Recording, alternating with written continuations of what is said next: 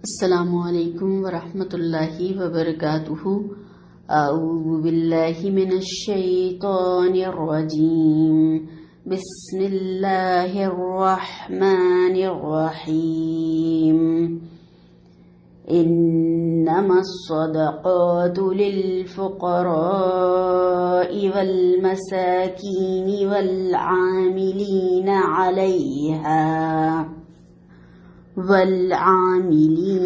علیہا والمؤلفة قلوبهم وفي الرقاب والغارمين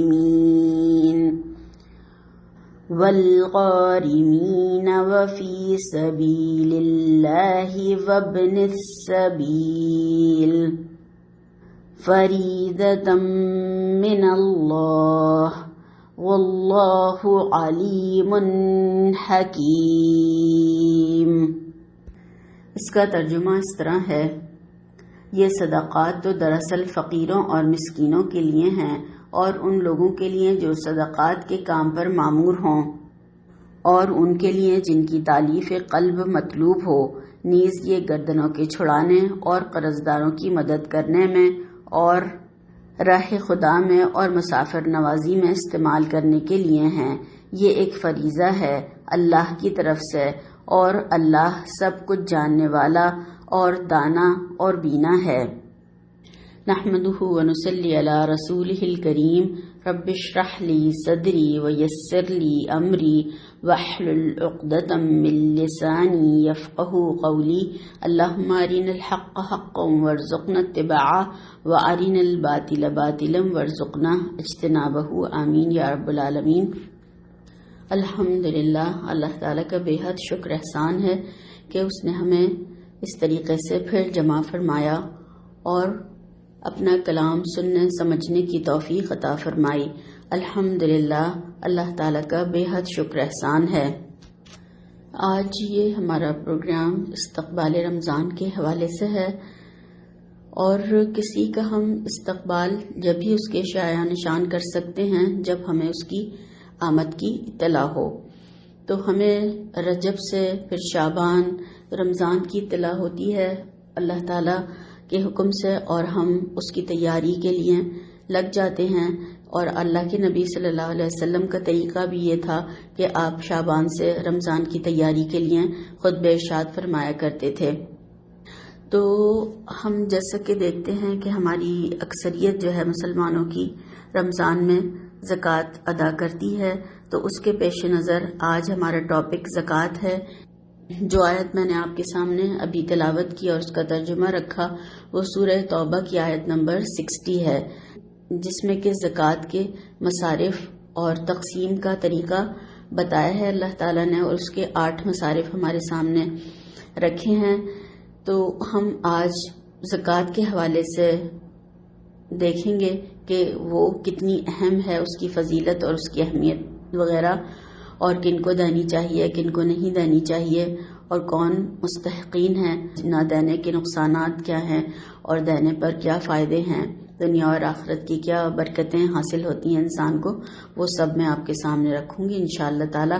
اللہ تعالیٰ اس میں ہماری مدد فرمائے اور ہمیں حق سننے سمجھنے کی توفیق عطا فرمائے اور دوسروں تک پہنچانے کی اور اس پر بہترین عمل کرنے والا بنائے انشاءاللہ تعالی، آمین ثم آمین۔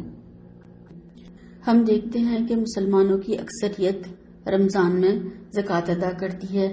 وہ اس لیے کہ اس میں نیکیوں کا اجر و ثواب کئی گنا بڑھا دیا جاتا ہے، ورنہ رمضان میں دینا کوئی ضروری نہیں ہے، بلکہ جب سال پورا ہو جائے تو زکوٰۃ ادا کر دینی چاہیے، یہی صحیح طریقہ ہے۔ تو اس کی اہمیت کے پیش نظر آج ہمارا ٹاپک زکوٰۃ ہے، اور اس کے حوالے سے ہم دیکھتے ہیں کہ نماز کے بعد زکوٰۃ دین اسلام کا انتہائی اہم ترین رکن ہے۔ قرآن کریم میں اس کا تاکیدی حکم 82 مرتبہ آیا ہے، مگر یہیں پر اسی آیت میں، آیت نمبر 60 میں سورہ توبہ کی تقسیم کا طریقہ بتایا گیا ہے، ورنہ ہم دیکھتے ہیں کہ 82 بار جو آیا ہے وہ صرف تذکرہ آیا ہے، تقسیم کا طریقہ صرف یہیں پر بتایا گیا ہے۔ اس کی اہمیت کی وجہ سے اللہ تعالیٰ نے اس کی تقسیم کسی نبی پر یا کسی اور پر نہیں چھوڑی، بلکہ خود ہی اس کے مستحقین کی وضاحت فرمائی اور لسٹ بھی دے دی اللہ تعالیٰ نے۔ زکوٰۃ کے مستحق یہ 8 قسم کے لوگ ہیں، اور ان 8 مداد میں بھی دی جا سکتی ہے اور کسی ایک مد میں بھی دی جا سکتی ہے۔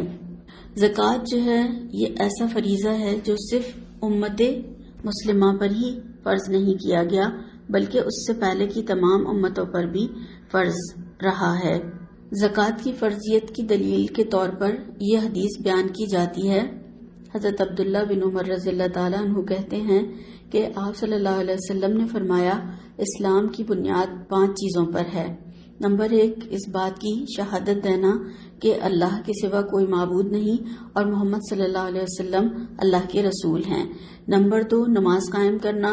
نمبر 3، زکوٰۃ ادا کرنا، اور نمبر 4، حج کرنا۔ نمبر 5، رمضان کے روزے رکھنا۔ صحیح بخاری کی روایت ہے یہ۔ اور یہ زکوٰۃ وہ بنیادی ستون ہے کہ جس کے ترک کرنے سے انسان دائرہ اسلام سے خارج ہو جاتا ہے۔ فتح مکہ کے بعد آپ صلی اللہ علیہ وسلم کی وفات سے پہلے ارد گرد کے تمام علاقے اسلام کے زیر نگیں آ گئے تھے، کیونکہ انہوں نے دیکھ لیا تھا کہ اب اسلام میں داخل ہونے کے علاوہ اور کوئی چارہ باقی نہیں ہے۔ پھر انہیں زکوٰۃ بھی دینی پڑی۔ کچھ تو دل سے مسلمان ہوئے تھے اور کچھ مجبوری میں مسلمان ہو گئے تھے۔ تو جب آپ صلی اللہ علیہ وسلم کی وفات ہوئی اور ابو بکر صدیق رضی اللہ تعالیٰ عنہ خلیفہ بنے، تو یہ سب کے سب زکوٰۃ دینے سے مکر گئے اور زکوٰۃ سے انکار کر دیا اور کہا کہ جو کرنا ہے وہ کر لو، ہم زکوٰۃ نہیں دیں گے۔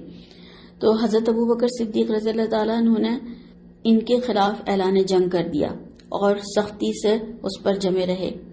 بخاری کی ایک روایت ہے، ابو ہریرہ رضی اللہ تعالیٰ عنہ فرماتے ہیں کہ جب آپ صلی اللہ علیہ وسلم کی وفات ہوئی اور حضرت ابو بکر صدیق خلیفہ بنے تو عرب کے کچھ لوگ کافر ہو گئے اور زکوٰۃ بیت المال میں جمع کرانے سے انہوں نے انکار کر دیا، اور ابو بکر صدیق رضی اللہ تعالیٰ عنہ نے ان کے خلاف اعلان جنگ کر دیا۔ یعنی زکوٰۃ ادا نہ کرنے سے انسان کافر ہو جاتا ہے۔ حضرت عمر رضی اللہ تعالیٰ عنہ نے کہا کہ آپ لوگوں سے کیوں کر جہاد کریں گے، حالانکہ آپ صلی اللہ علیہ وسلم نے فرمایا ہے کہ مجھے لوگوں سے اس وقت تک لڑنے کا حکم ہے جب تک کہ وہ لا الہ الا اللہ نہ کہیں۔ جب یہ کہنے لگیں تو انہوں نے اپنے مال اور اپنی جانیں مجھ سے بچا لی، مگر حق کے ساتھ، اور ان کا حساب اللہ کے ذمہ ہے۔ حضرت ابو بکر صدیق رضی اللہ تعالیٰ عنہ نے کہا، اللہ کی قسم میں تو ان سے ضرور لڑوں گا جو نماز اور زکوٰۃ میں فرق کرے گا، کیونکہ زکوٰۃ کا مال حق ہے۔ واللہ اگر یہ لوگ ایک بکری کا بچہ بھی جو رسول اللہ صلی اللہ علیہ وسلم کو دیا کرتے تھے مجھے نہیں دیں گے تو ان سے میں ضرور لڑائی کروں گا۔ حضرت عمر رضی اللہ تعالیٰ عنہ نے فرمایا، واللہ اللہ تعالیٰ نے ابو بکر صدیق کا سینہ کھول دیا تھا اور میں جان گیا تھا کہ حق یہی ہے۔ صحیح بخاری کی روایت ہے۔ حضرت ابو بکر صدیق رضی اللہ تعالیٰ عنہ کا اس وقت کا فیصلہ کتنا زیادہ صحیح تھا، ورنہ تو لوگ اپنی مرضی کا دین بنا لیتے، کچھ نماز سے انکار کر دیتے، کچھ زکوٰۃ نہ دیتے، زکوٰۃ سے انکار کرتے، کچھ روزے اور کچھ حج کا ہی انکار کر دیتے، اور اس طرح سے دین ایک کھیل تماشا بن جاتا۔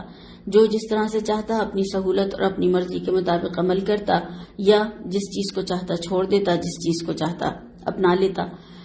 زکوٰۃ کو خوش دلی کے ساتھ اور فرض جان کر ادا کرنے والوں کو قرآن کریم میں سچے مومن قرار دیا گیا ہے۔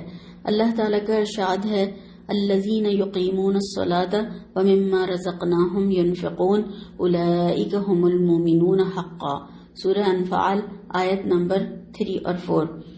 وہ لوگ جو نماز قائم کرتے ہیں اور جو کچھ ہم نے انہیں دیا ہے اس میں سے خرچ کرتے ہیں وہی سچے مومن ہیں۔ یعنی ہمیں سچے مومن ہونے کا ثبوت اپنا مال اللہ کی راہ میں خرچ کر کے دینا ہوگا۔ پھر اللہ تعالیٰ نے قرآن کریم میں ہی یہ خوشخبری بھی سنائی کہ زکوٰۃ ادا کرنے والے قیامت کے دن ہر خوف اور ہر غم سے محفوظ ہوں گے۔ ان الذین آمنوا وعملوا الصالحات واقاموا الصلاة وآتوا الزکاة لهم اجرهم عند ربهم ولا خوف علیہم ولا هم یحزنون۔ سورہ بقرہ آیت نمبر 277۔ جو لوگ ایمان لے آئیں اور نیک عمل کریں، نماز قائم کریں اور زکوٰۃ دیں، ان کا اجر بے شک ان کے رب کے پاس ہے اور ان کے لیے کسی خوف اور رنج کا موقع نہیں۔ زکوٰۃ ادا کرنا گناہوں کا کفارہ ہے، بلندی درجات کا ذریعہ ہے انسان کے لیے، اور مال میں اضافے کا سبب بھی ہے۔ زکوٰۃ کے معنی پاک صاف ہونے کے ہیں، اور اس کا دوسرا معنی بڑھوتری اور اضافے کے بھی ہیں۔ شرعی اصطلاح کے مطابق اس میں دونوں مفہوم پائے جاتے ہیں۔ زکوٰۃ کی ادائیگی سے مال پاک صاف ہو جاتا ہے، اور اضافہ اس طرح کہ کبھی تو کام اور کاروبار میں ترقی ہو جاتی ہے، یا پھر اس کے مال میں اللہ تعالیٰ اتنی برکت ڈال دیتے ہیں کہ سب کو دے دلا کر خرچ کر کے پھر بھی اس کے لیے کافی رہتا ہے۔ زکوٰۃ کی فرضیت کے بارے میں مفسرین کرام میں اختلاف ہے۔ کچھ کہتے ہیں کہ زکوٰۃ 2 ہجری میں روزوں کے بعد فرض ہوئی، اور اکثریت کا کہنا یہ ہے کہ فرض تو مکہ میں ہو گئی تھی، تفصیل اس کی مدینہ میں آئی، اور اس حکم کا نفاذ فتح مکہ کے بعد 8 یا 9 ہجری میں ہوا۔ قرآن کریم میں اور احادیث میں نفلی صدقات، زکوٰۃ اور خیرات کی بہت ترغیب دلائی گئی ہے۔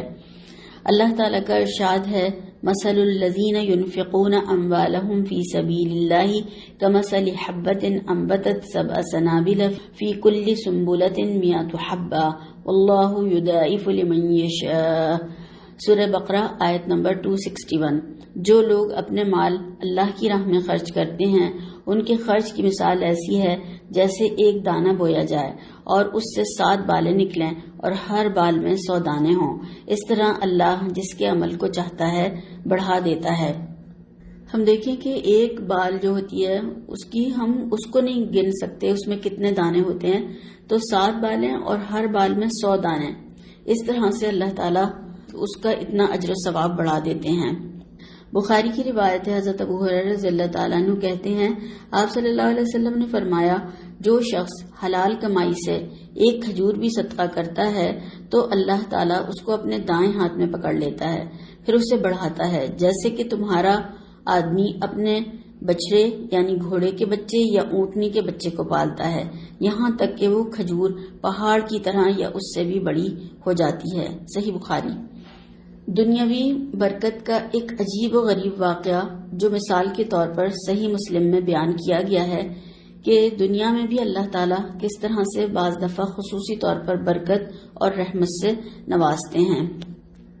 صحیح مسلم کی ایک حدیث ملتی ہے، حضرت ابو ہریرہ رضی اللہ تعالیٰ عنہ اس کے راوی ہیں، آپ صلی اللہ علیہ وسلم سے روایت کرتے ہیں کہ آپ صلی اللہ علیہ وسلم نے فرمایا، ایک دفعہ ایک آدمی لغدغ صحرا سے گزر رہا تھا کہ اس نے بادل سے ایک آواز سنی، فلاں شخص کے باغ کو جا کر سیراب کر۔ بس وہ بادل کا ٹکڑا وہاں سے الگ ہوا اور ایک پتھریلی زمین پر اس نے پانی برسایا، پھر ایک نالی میں ساری نالیوں کا پانی جمع ہو کر آگے بہنے لگا۔ وہ صحرا نورد اس پانی کے ساتھ ساتھ چلتا رہا، یہاں تک کہ اس نے ایک آدمی کو دیکھا جو اپنے باغ میں کھڑا اپنے بیلچے سے پانی ادھر ادھر پھیلا رہا تھا۔ اس نے اس باغبان سے کہا، اے اللہ کے بندے، تیرا نام کیا ہے؟ اس نے اپنا نام بتایا تو وہی نام تھا جو اس نے بادل سے جس کی آواز سنی تھی۔ باغبان نے نووارث سے پوچھا، بھائی تم میرا نام کیوں پوچھتے ہو؟ اس نے کہا، بات یہ ہے کہ میں نے اس بدلی میں جس کا پانی برس کر ابھی تیرے باغ میں آیا ہے تیرا نام سنا تھا، کوئی کہہ رہا تھا فلاں کے باغ کو جا کر سیراب کر، اور وہ تیرا یہی نام تھا جو تو نے ابھی مجھے بتایا ہے۔ اب مجھے بتا کہ تو ایسا کون سا عمل کرتا ہے جس کی وجہ سے بادل کو حکم دیا گیا کہ تیرے باغ میں جا کر برس۔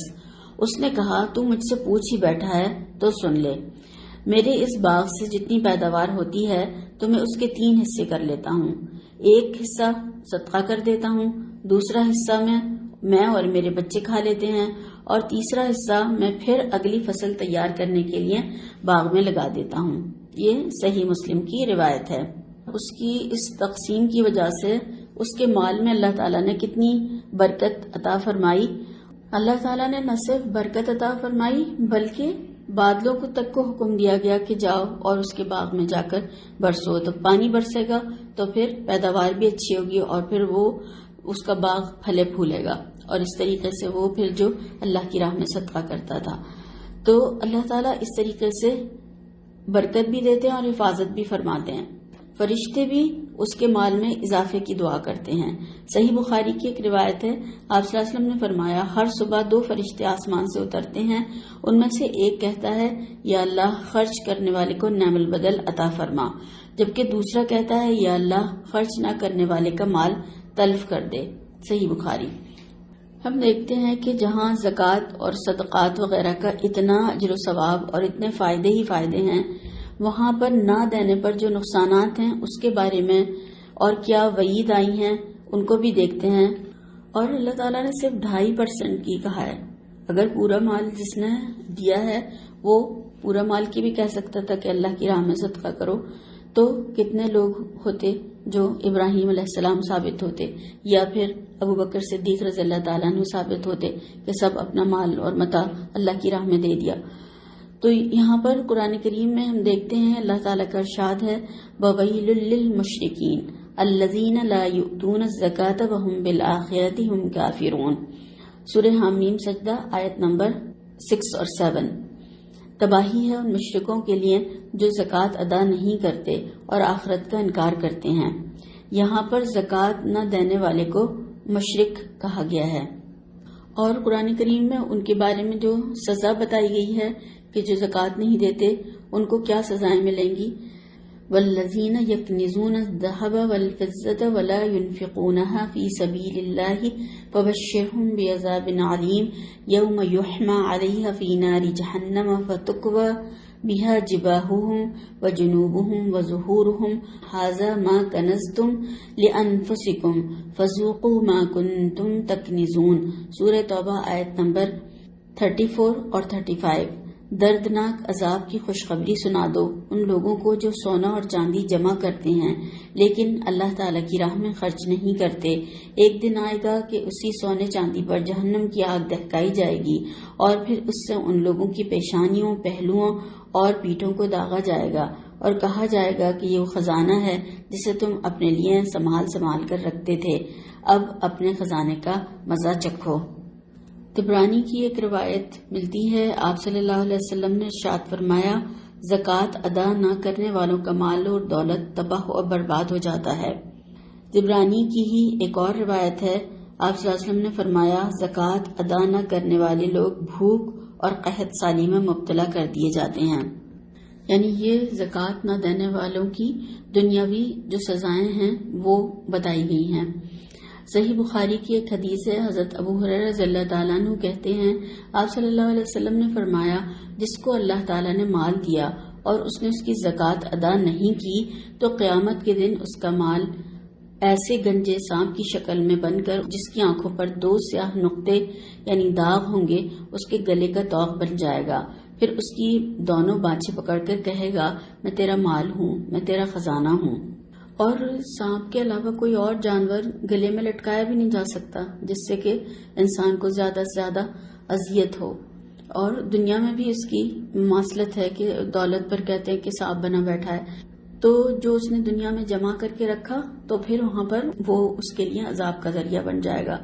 پھر آپ صلی اللہ علیہ وسلم نے یہ آیت تلاوت فرمائی وَلَا يَحْسَبَنَّ الَّذِينَ يَبْخَلُونَ بِمَا آتَاهُمُ اللَّهُ مِنْ فَضْلِهِ وَهُوَ خَيْرٌ لَهُمْ بَلْ هُوَ شَرٌّ لَهُمْ سَيُطَوَّقُونَ مَا بَخِلُوا بِهِ يَوْمَ الْقِيَامَةِ۔ سورہ آل عمران آیت نمبر 180۔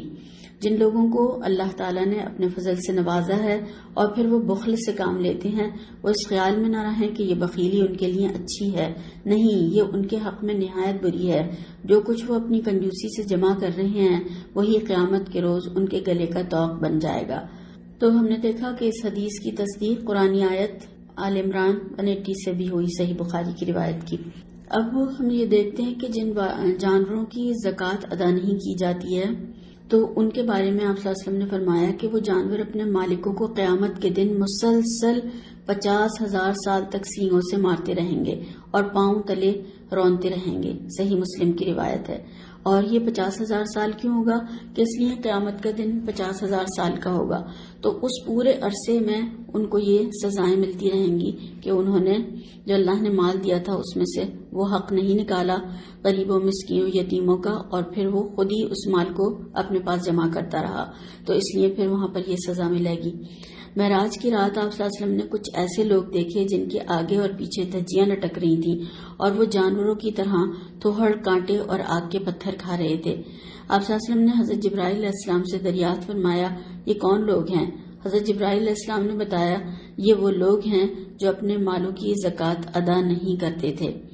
تو یہ سزائیں کفار کے لیے نہیں بتائی گئی ہیں، بلکہ ان مسلمانوں کے لیے ہیں جو کلمہ شہادت کا اقرار کرتے ہیں، کلمہ پڑھنے والے ہیں، نماز پڑھنے والے ہیں، روزہ رکھنے والے ہیں اور زکوٰۃ ادا نہیں کرتے، تو ان کو یہ سزائیں ملیں گی۔ اللہ تعالیٰ محفوظ رکھے۔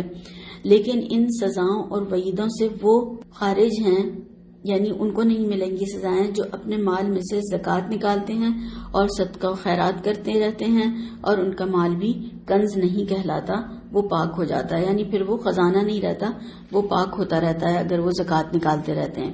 آپ صلی اللہ علیہ وسلم نے زکوٰۃ ادا کرنے والے کے ایمان کی گواہی بھی دی ہے، یعنی اسے جنتی فرمایا ہے، اور نہ ادا کرنے والے پر لعنت فرمائی ہے۔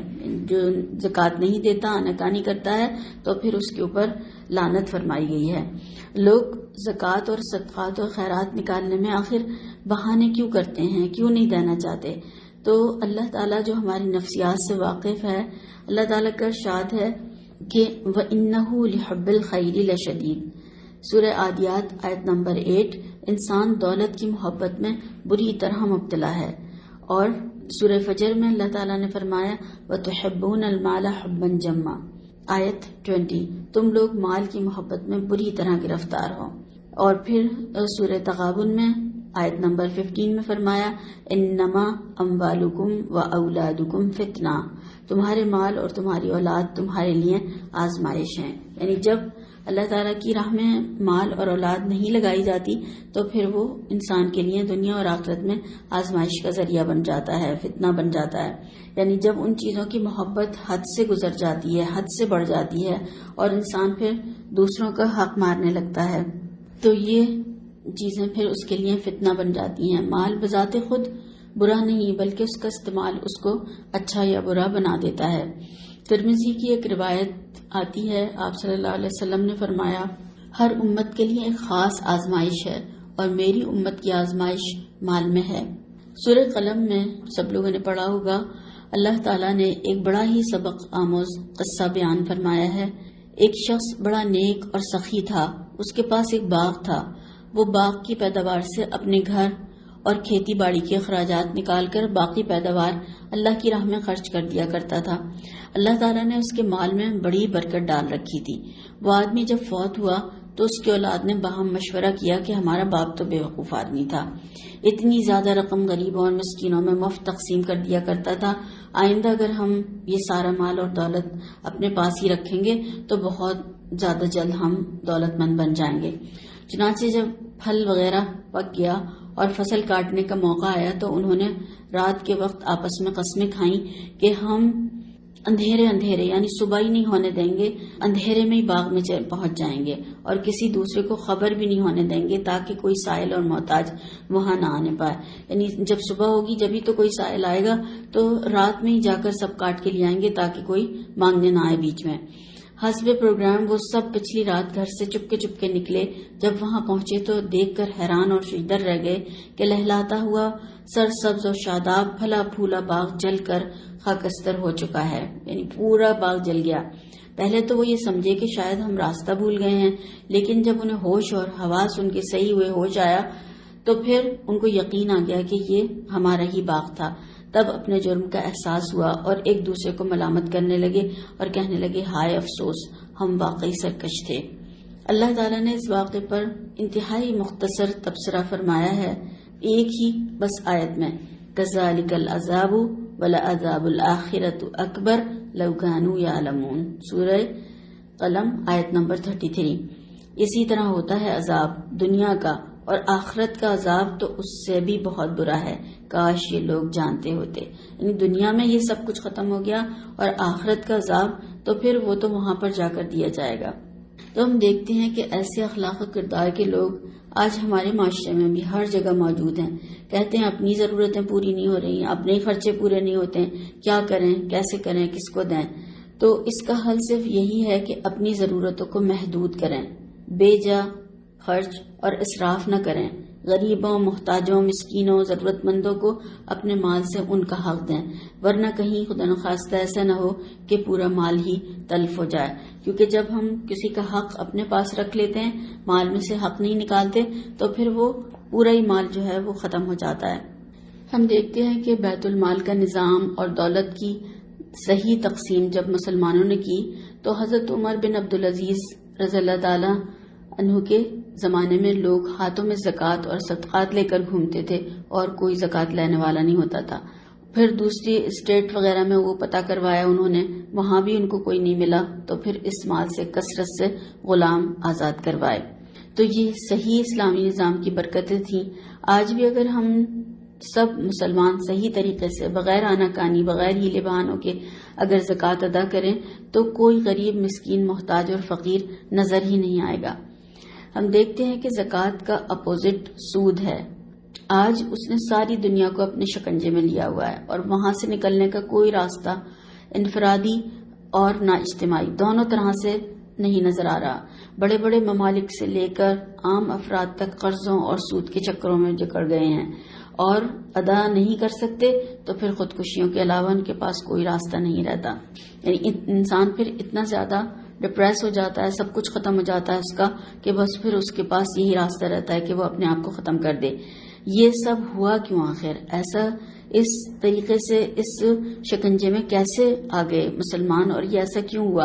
اس لیے کہ ہم نے ضروریات زندگی کو اتنا بڑھا دیا، اتنا وسیع کر لیا ہے کہ ان مادی اسباب کے بغیر زندگی کا تصور بھی نہیں کیا جا سکتا۔ ایک دوڑ سی لگی ہوئی ہے، سادہ زندگی تو لوگوں نے فراموش کر دی ہے، ایک سے بڑھ کر ایک دکھاوا، نمود، نمائش، پھر اس کے لیے حلال اور حرام کی تمیز ختم ہو جاتی ہے۔ پھر تو بس مال چاہیے، حلال کا ہو یا حرام کا، بس مل جائے اور اس سے کبھی نہ ختم ہونے والی خواہشات پوری کر لی جائیں۔ سورہ بقرہ میں سود لینے والے کے خلاف اللہ اور رسول صلی اللہ علیہ وسلم کی طرف سے اعلان جنگ کی بات کی گئی ہے، اور پھر بھی کوئی لے تو یہ کھلی بغاوت ہے اور اللہ اور اس کے رسول کی کھلی نافرمانی ہے۔ باقاعدہ آج اگر ہم دیکھیں تو فتوے لے کر اس کو جائز کر لیا گیا ہے۔ آج سود سے معاشرے میں جو بدحالی پھیلی ہوئی ہے، تو بڑی بڑی کمپنیاں ہم دیکھ رہے ہیں کہ بینک کرپٹ ہو رہی ہیں۔ اللہ تعالیٰ نے فرما دیا ہے، ہمیں بتا دیا ہے کہ سود کا مٹھ مار دیتا ہے اور تجارت کو فروغ دیتا ہے۔ تو سودی نظام کے ذریعے کارڈ سسٹم، پیسے تو ہاتھ میں آتے ہی نہیں ہیں، انہی کارڈوں سے ہزاروں لاکھوں کی گاڑیاں، گھر، جائیدادیں اور ضروریات زندگی انسٹالمنٹ پر لے لی جاتی ہیں، اور جب سود ادا نہیں کیا جاتا تو پھر وہ یہ سب سامان اٹھا کر لے جاتے ہیں۔ تو غریب جو ہے وہ پھر کیا ہوتا ہے، غریب سے غریب تر ہوتا جا رہا ہے، اور امیر سے امیر تر ہوتا جا رہا ہے، اور معاشرے میں فساد مچا ہوا ہے۔ اور پھر جلن، حسد، اسی کی وجہ سے معاشرے میں دیکھیں جلن، حسد، جھوٹ، دھوکہ، عداوت، غصب، چوری، ڈاکہ اور فساد پھیلا ہوا ہے۔ ہم ان سب باتوں سے اچھی طرح سے سمجھ سکتے ہیں کہ اللہ تعالیٰ نے زکوٰۃ کا نظام کیوں فرض کیا ہے۔ دولت امیروں سے لے کر غریبوں کو دی جائے تاکہ مال کی سرکولیشن رہے اور معاشرے میں خوشحالی آئے اور ایثار اور قربانی، محبت، ہمدردی کے جذبات فروغ پائیں۔ مگر آج ہم باطل کی فریب کاریوں اور سود کے دھوکے میں اس طرح پھنستے چلے جا رہے ہیں کہ نکلنا مشکل ہو گیا ہے۔ ہمیں اللہ تعالیٰ کے حکم کے مطابق پوری دنیا کو اسلامی نظام اور سسٹم دینا تھا، تو خود ان کے غلام بن گئے۔ کوئی شاعر کہتا ہے، مانگتے پھرتے ہیں اغیار سے مٹی کے چراغ، اپنے خورشید پہ پھیلا دیے سائے ہم نے۔ یعنی دوسروں سے مٹی کے چراغ مانگ رہے ہیں اور اپنے پاس جو سورج تھا اس کو ہم نے سائے پھیلا کے ڈھک کے رکھ دیا۔ اب چند وہ بہانے دیکھتے ہیں جو کہ زکوٰۃ نہ دینے کے سلسلے میں لوگ کرتے ہیں یا بہانے بناتے ہیں، تو ان کو دیکھتے ہیں۔ کہتے کیا ہیں کہ پہننے والے یعنی استعمال کے زیورات پر زکوٰۃ نہیں ہے۔ پھر اور یہ بھی کہتے ہیں کہ بچوں کی شادیوں کے لیے جو زیورات بنا کر رکھے جاتے ہیں ان پر بھی زکوٰۃ نہیں ہے۔ تو اس کی دلیل ہمیں حدیث سے ملتی ہے۔ عمرو بن شعیب اپنے باپ سے، وہ اپنے دادا سے روایت کرتے ہیں کہ ایک عورت اللہ کے نبی صلی اللہ علیہ وسلم کے پاس آئی، اس کے ساتھ اس کی بیٹی بھی تھی۔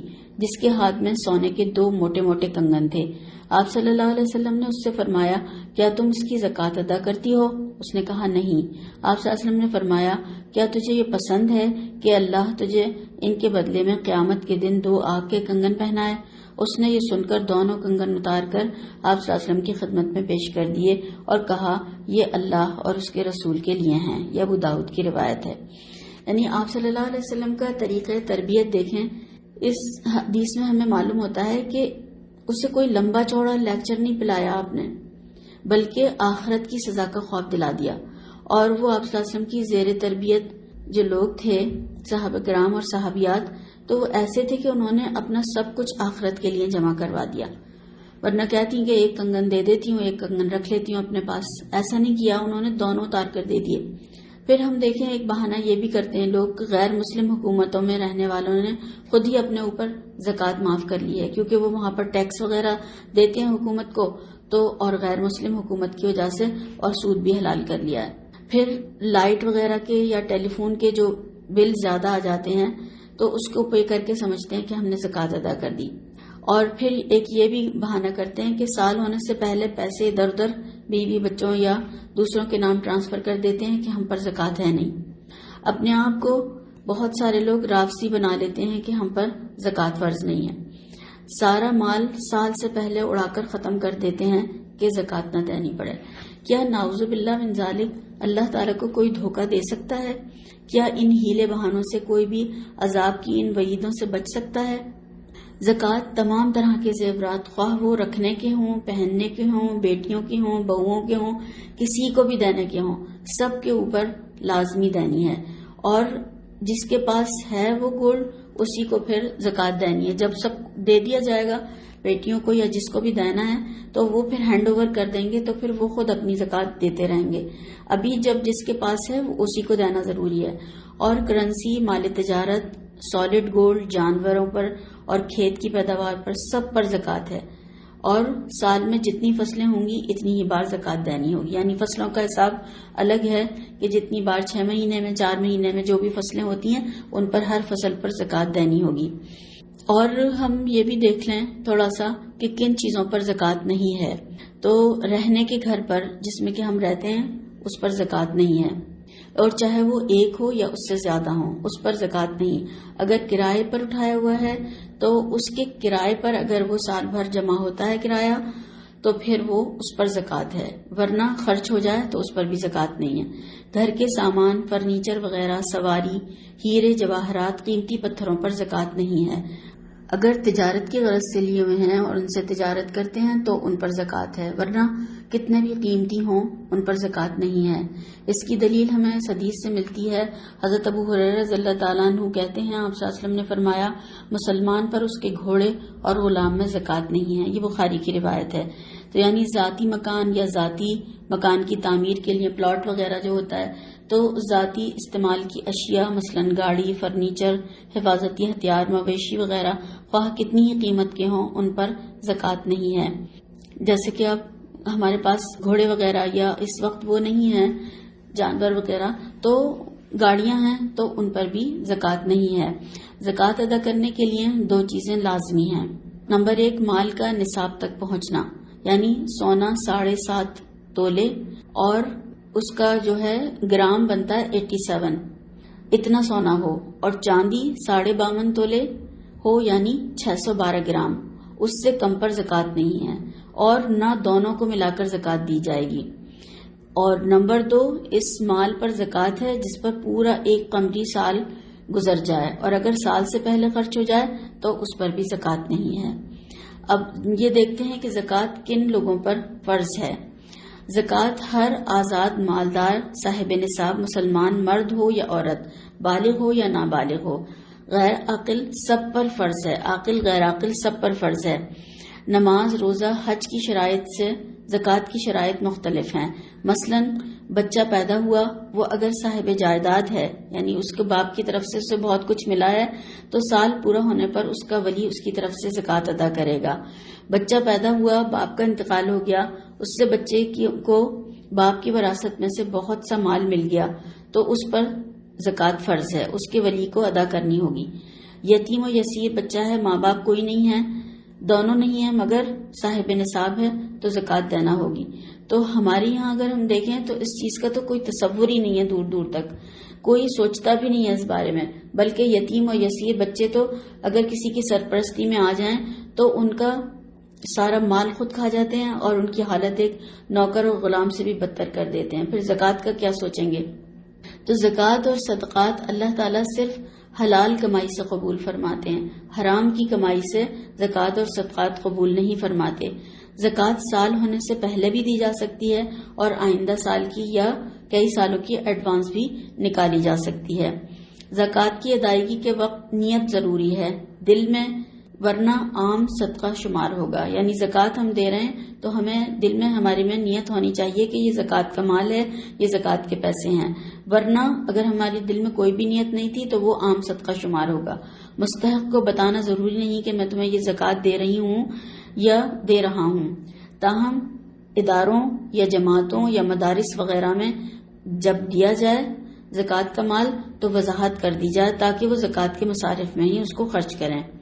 چھپا کر دی جائے تو زیادہ بہتر ہے تاکہ کسی کی عزت نفس مجروح نہ ہو اور اس کو بتانے کی بھی ضرورت نہیں اور نہ احسان جتا کر اجر کو ضائع کیا جائے۔ بعض صورتوں میں اعلانیہ بھی دے سکتے ہیں مگر اس کا مقصد نمود و نمائش نہ ہو بلکہ دوسروں کو ترغیب دلانے کے لیے ہو۔ بہرحال نیت کے اوپر ہی اجر و ثواب منحصر ہے کہ ہماری نیت کیا تھی۔ زکوٰۃ کے مال کی اہمیت کے بارے میں ایک حدیث ہمیں ملتی ہے، زکوٰۃ کے مال کا خائن اپنی گردن پر قیامت کے دن وہ مال اٹھائے ہوئے آئے گا۔ حضرت عبادہ بن صامت سے روایت ہے، آپ صلی اللہ علیہ وسلم نے انہیں زکوٰۃ وصول کرنے کے لیے مقرر کیا اور فرمایا، اے ابو الولید، مال زکوٰۃ کے بارے میں اللہ سے ڈرتے رہنا، قیامت کے روز اس حال میں نہ آنا کہ تم اپنے کندھوں پر اونٹ اٹھائے ہوئے آؤ جو بلبلا رہا ہو، یا اپنے کندھوں پر چوری کی ہوئی گائے اٹھائی ہوئی ہو، یا جو ڈکار رہی ہو، یا بکری اٹھا رکھی ہو جو ممیا رہی ہو، اور مجھے سفارش کے لیے کہو۔ حضرت عبادہ بن صامت نے عرض کیا، یا رسول اللہ، کیا مال زکوٰۃ میں خرد برد کا یہ انجام اتنا برا انجام ہوگا؟ آپ صلی اللہ علیہ وسلم نے فرمایا، ہاں، قسم ہے اس ذات کی جس کے ہاتھ میں میری جان ہے، یہی انجام ہوگا۔ حضرت عبادہ نے عرض کیا، اس ذات کی قسم جس نے آپ صلی اللہ علیہ وسلم کو حق کے ساتھ بھیجا، میں آپ کے لیے کبھی بھی عامل کا کام نہیں کروں گا۔ یہ طبرانی کی روایت ہے۔ یعنی اتنا زیادہ ڈرتے تھے صحابہ کرام کہ انہوں نے کہا کہ کہیں مجھ سے غلطی نہ ہو جائے تو میں یہ کام نہیں کروں گا کہ کہیں مجھے پھر آخرت کی سزا بھگتنا نہ پڑ جائے۔ آج یہ خوف ہی نہیں ہے، زکوٰۃ کے مال تک میں لوگ خیانت کرتے ہیں، خرد برد کرتے ہیں اور اس میں سے بھی مال چرا کر کھا جاتے ہیں، اور کوئی احساس ہی نہیں ہے کہ کل ہمارے ساتھ پھر اس کا کیا انجام ہوگا، کیا کرنا پڑے گا۔ کسی بھی ادارے، جماعت، بیت المال کا پیسہ بہت اہم ہوتا ہے کیونکہ اس میں بہت سارے لوگوں کا حق ہوتا ہے، اس لیے اس کی چوری یا خیانت عام چوری یا خیانت سے بڑھ کر ہوتی ہے۔ کمپنیوں وغیرہ سے بھی لوگ زیادہ کے بل بنوا لیتے ہیں، جبکہ چیز تو بہت کم کی ہوتی ہے اور سب باقی پیسہ اپنی جیب میں رکھ لیتے ہیں۔ یہ حرام ہے، اپنے پیٹ میں آگ بھرنے کے مترادف ہے، پھر زندگی اور جان و مال میں برکت کہاں سے ہوگی۔ اب یہ دیکھتے ہیں کہ وہ لوگ جنہیں زکوٰۃ نہیں دی جا سکتی وہ کون ہیں۔ اس کے بارے میں آتا ہے، آل رسول صلی اللہ علیہ وسلم کو زکوٰۃ نہیں دی جا سکتی۔ اس کے بارے میں حدیث آتی ہے، عبد المطلب بن ربیعہ کہتے ہیں، آپ صلی اللہ علیہ وسلم نے فرمایا، صدقات لوگوں کے میل ہیں اور بے شک یہ محمد صلی اللہ علیہ وسلم اور آل محمد صلی اللہ علیہ وسلم کے لیے حلال نہیں ہے۔ صحیح مسلم کی روایت ہے۔ تو آپ صلی اللہ علیہ وسلم کے خاندان کو نہیں دی جا سکتی اور آل محمد میں آپ صلی اللہ علیہ وسلم کی ازواج مطہرات بھی آتی ہیں، ان کو بھی نہیں دی جا سکتی۔ آل علی، ان کو آل عقیل، آل جعفر، آل عباس اور آل حارث رضی اللہ تعالیٰ عنہ مجمعین، ان لوگوں کی اولادوں کو نہیں دی جا سکتی۔ اور دوسرا، غیر مسلم یعنی کافر کو زکوٰۃ نہیں دی جا سکتی، اس کو صدقہ دیا جا سکتا ہے۔ زکوٰۃ اگر کافروں کو دی تو وہ ادا نہیں ہوگی غیر مسلموں کو دینے سے۔ پھر تیسرا، مالدار اور تندرست آدمی کو زکوٰۃ نہیں دی جا سکتی۔ آپ صلی اللہ علیہ وسلم نے فرمایا، غنی اور تندرست کو زکوٰۃ حلال نہیں، یہ ترمذی کی روایت ہے۔ پھر نمبر 4، والدین، بیوی، بچوں کو زکوٰۃ نہیں دی جا سکتی۔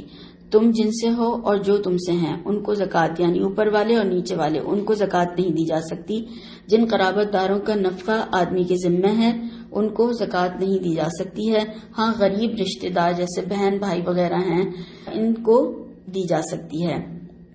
حضرت سلمان بن عامر کہتے ہیں کہ آپ صلی اللہ علیہ وسلم نے فرمایا مسکین کو زکوٰۃ دینا اکہرا ثواب ہے اور رشتہ دار کو زکوٰۃ دینا دوہرا ثواب ہے، ایک زکوٰۃ کا اور دوسرا صلہ رحمی کا. یہ ترمذی، نسائی، ابن ماجہ کی روایت ہے. ہم دیکھتے ہیں کہ کچھ لوگ ایسے بھی ہوتے ہیں جو سال ہر سال مستحقین کی تلاش میں رہتے ہیں اور زکوٰۃ نہیں نکالتے، اپنے پاس ہی جمع کرتے رہتے ہیں. ایسا کرنا صحیح نہیں ہے. کسی کو دینی ضروری ہے، یعنی کسی کو ہینڈ اوور کر دی جائے، پھر اس میں سے وہ سال بھر اگر دی جاتی رہے تو کوئی بات نہیں ہے. اور بہت سے لوگ یہ اس اندیشے میں یا شک میں رہتے ہیں کہ پتہ نہیں یہ صحیح طرح سے ادا کریں گے یا نہیں کریں گے، یا دیں گے یا نہیں دیں گے، یا خود برد نہ کر دیں یا اس میں سے خیانت نہ کریں، تو وہ اپنے پاس ہی رکھے رہتے ہیں. تو یہ سب کو حساب دینا ہے اللہ تعالیٰ کو، اللہ تعالیٰ خود دیکھ لے گا. مگر ہم اگر اسی حالت میں ہمارا انتقال ہو گیا اور زکوٰۃ کا مال ہمارے مال کے ساتھ پھر وہ تقسیم ہوا، تو زندگی میں جب بچوں کو دینا جائز نہیں تو پھر انتقال کے بعد کیسے دی جائے اور پھر اس کا کتنا زیادہ گناہ ہوگا. اللہ تعالیٰ اس چیز سے محفوظ رکھے. تو اس کے بارے میں ہمیں ایک حدیث ملتی ہے کہ اگر غلطی سے کسی کو غیر مستحق کو زکوٰۃ دے دی جائے، کسی فاسق آدمی کو یا پھر کسی برے شخص کو، تو اس کا بھی انسان کو پورا ثواب مل جائے گا کیونکہ وہ غلطی سے ہوا. حضرت ابو ہریرہ رضی اللہ تعالیٰ عنہ کہتے ہیں کہ آپ صلی اللہ علیہ وسلم نے فرمایا ایک آدمی نے کہا کہ میں آج رات صدقہ دوں گا. وہ اپنا صدقہ یعنی زکوٰۃ لے کر نکلا اور ایک زانیہ عورت کے ہاتھ میں دے دیا. صبح کو لوگ چرچا کرنے لگے، کہنے لگے کہ رات ایک زانیہ کو صدقہ دیا گیا. اس نے کہا یہ اللہ تعریف تیری ہی لیے ہیں، میرا صدقہ ایک بری عورت کو مل گیا. اس نے کہا کہ میں آج رات پھر صدقہ کروں گا. وہ صدقہ لے کر نکلا اور ایک مالدار کو دے دیا. لوگوں نے باتیں کی کہ آج رات کوئی مالدار کو صدقہ دے گیا. اس نے کہا یہ اللہ تعریف تیری ہی لیے ہیں، میرا صدقہ مالدار کے ہاتھ لگ گیا ہے، میں آج پھر صدقہ دوں گا. وہ صدقہ لے کر نکلا اور ایک چور کے ہاتھ میں دے دیا. صبح لوگوں نے کہنا شروع کیا کہ رات کسی نے چور کے ہاتھ میں صدقہ دیا. اس نے کہا یہ اللہ تعریف تیرے ہی لیے ہیں، میرا صدقہ بدکار عورت کو، غنی کو اور چور کے ہاتھ میں لگ گیا ہے. بس اسے خواب میں کہا گیا تیرے سب صدقے قبول ہو گئے. اور بری عورت کو اس لیے کہ شاید وہ اس برائی سے بچ جائے، غنی کو اس لیے کہ شاید اسے شرم آئے اور عبرت ہو اور وہ خود زکوٰۃ دینے لگے، اور چور کو اس لیے کہ شاید وہ چوری سے باز آ جائے. یہ صحیح مسلم کی روایت ہے. تو غلطی سے اگر کسی غیر مستحق کو دے بھی دیا تو نیت کا اجر و ثواب تو ملے گا، اور یہ کہیں سے جواز نہیں ملتا کہ اگر مستحق نہ ملیں تو اس کو اپنے پاس رکھ کر بیٹھے رہیں. اور ہم یہ بھی دیکھتے ہیں کہ بہت سے لوگ بیجا سوال کرتے رہتے ہیں اپنی دولت بڑھانے کے لیے، یا ان کو ایک عادت ہوتی ہے مانگنے کی اور پیسے جمع کرنے کی.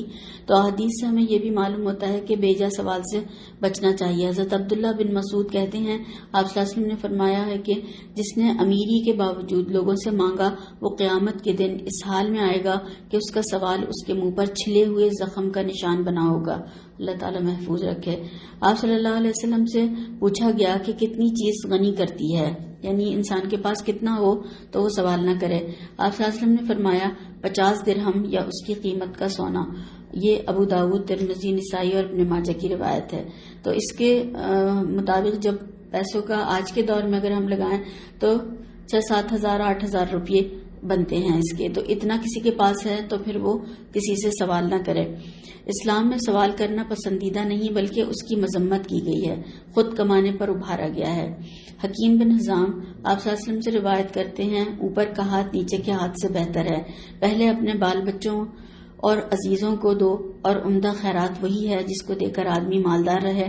اور جو کوئی سوال کرنے سے بچنا چاہے گا اللہ تعالیٰ اس کو بچائے گا، اور جو کوئی بے پرواہی کی دعا کرے گا اللہ تعالیٰ اسے بے پرواہ کر دے گا. صحیح بخاری کی روایت ہے. یعنی وہ مانگنے سے پرہیز کرے گا، اللہ تعالیٰ سے ہی سوال کرے گا تو اللہ تعالیٰ اسے پھر اس طرح سے نہیں کریں گے کہ وہ کس دوسرے لوگوں سے مانگے. ایک اور جو ہمارے یہاں غلط طریقہ ہے کہ پیسوں کو کسی کے اوپر سے گھما کر صدقہ دیتے ہیں یا وار کر کہتے ہیں، تو یہ ہندوؤں کا طریقہ ہے. اور یہ وارے ہوئے پیسے اتنے ناپاک اور گندے سمجھتے ہیں کہ وہ اپنے پاس بھی نہیں رکھتے ہیں، بلکہ وہ سمجھتے ہیں کہ اس میں ساری مصیبتیں اور بلائیں سب اس کے اندر آ گئی ہیں، تو وہ ان کو پھینک دیا جاتا ہے، یا بس ایسے ہی کہیں ڈال دو یا پھینک دو یا کسی کو دے دو، گھر میں نہیں رکھے جا سکتے۔ تو یہ بے وقوفی کی سوچ ہے بالکل، اور یہ اسلام کا اس سے کوئی تعلق نہیں ہے۔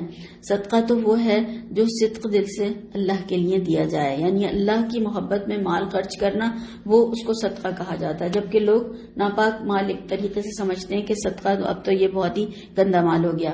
صحیح مسلم کی روایت ہے، سب سے زیادہ اجر و ثواب والا وہ دینار بتایا گیا ہے جو گھر والوں پر خرچ کیا جائے، اور شوہر اپنی بیوی اور بچوں پر جو خرچ کرتا ہے اس کو بھی بہترین صدقہ کہا گیا ہے حدیث میں۔ اور یہ بات بھی نہیں کہ مرد ہی مال خرچ کرتے ہیں، بلکہ امہات المومنین نے اس کی مثال قائم کر دی تھی۔ ایک بار امیر معاویہ رضی اللہ تعالیٰ عنہ نے حضرت عائشہ صدیقہ رضی اللہ تعالیٰ عنہ کو ایک اشرفیوں کی تھیلی بھیجی، سب انہوں نے اسی وقت مستحقین میں تقسیم کر دی، وہیں پر بیٹھے بیٹھے اسی جگہ پر۔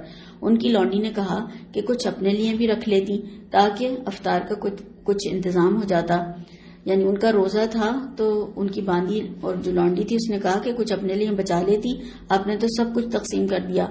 تو کہنے لگی پہلے بتایا ہوتا، پہلے بتاتی تم تو اپنے لیے کچھ رکھ لیتے۔ یعنی خود کا روزہ ہے اور انہیں افطار کی بھی کوئی فکر نہیں تھی، سب کچھ اللہ کی راہ میں دے دیا۔ اور ایک دفعہ آپ صلی اللہ علیہ وسلم نے عید کے موقع پر خطبہ دیا اور خواتین سے انفاق کی فرمایا کہ تم زیادہ صدقہ کیا کرو، کیونکہ تم زبان کا استعمال صحیح نہیں کرتی ہو اور ناشکری زیادہ کرتی ہو، میں نے جہنم میں تمہاری تعداد زیادہ دیکھی ہے۔ آپ صلی اللہ علیہ وسلم کی اس بات پر صحابیات نے اپنے ہاتھوں میں سے پہنے ہوئے کنگن، انگوٹھیاں، چھلے اتار کر صدقہ کر دیے۔ اگر ہمارے جیسی ہوتی تو کیا کہتی کہ ارے آج ابھی عید کا دن ہے، اور آج ابھی کون سا آپ صلی اللہ علیہ وسلم نے کہا ہے کہ ابھی دے دو، شام تک پہنیں گے پھر بھجوا دیں گے، یا ابھی شوہروں سے پوچھیں گے اس کے بعد دے دیں گے، یا پھر ایک آدھ کوئی چیز دے دیں، یا پھر انہوں نے سب جو تھا پہن کر آئی تھی، عید کا دن تھا، سب کچھ اتار کر صدقہ کر دیا۔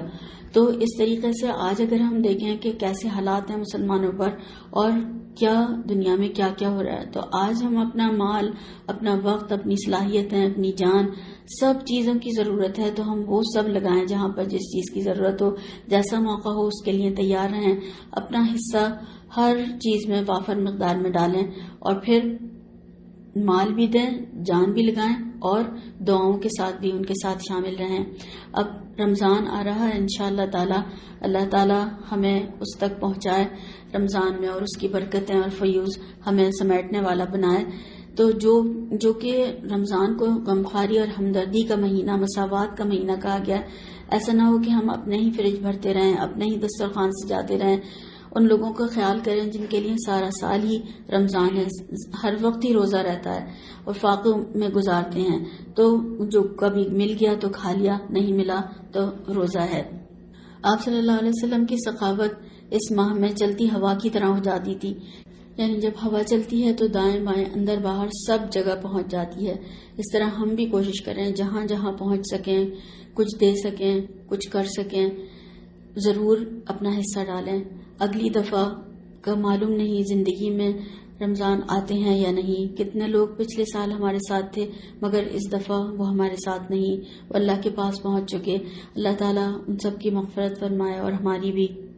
اور اگر ہم کسی ادارے میں، جماعت میں یا بیت المال میں اپنا مال جمع کرواتے ہیں تو وہ کہاں کہاں کتنے لوگوں میں تقسیم ہوتا ہے، ہمیں تو وہ معلوم بھی نہیں، اور انفرادی طور پر ہم وہاں ان جگہوں تک پہنچ بھی نہیں سکتے ہیں۔